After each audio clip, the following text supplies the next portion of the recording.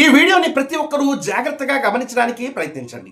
రచయిత ఇక్కడ చాలా ముఖ్యమైన విషయాన్ని పొందుపరచడం జరిగింది.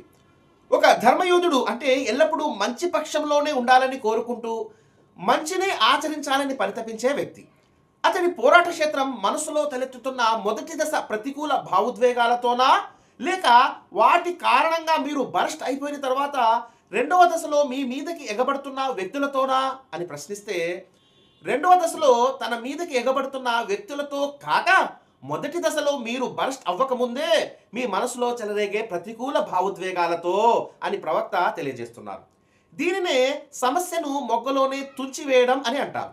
ఒకవైపు మీరు స్వయంగా ప్రతికూల భావోద్వేగాల మాలిన్యాన్ని తొలగించుకోవడానికి బలంగా సంకల్పించుకొని అంతే బలంగా ఆ నిర్ణయానికి కట్టుబడి ఉండాలి.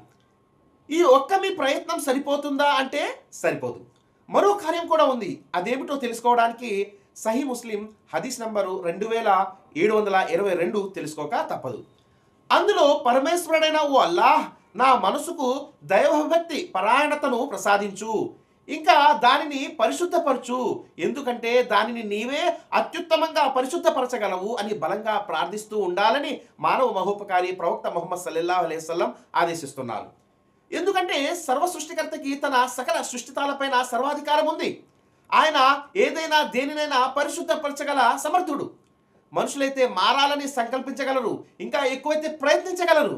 ఈ రెండింటినీ గట్టిగా చేస్తే అప్పుడు ఆ దైవం తన అపార శక్తితో దేనినైనా మార్చగలడు. అందుకే ప్రవక్త మనో పరిశుద్ధత గురించి దైవాన్ని వేడుకోమని ఆదేశిస్తున్నారు.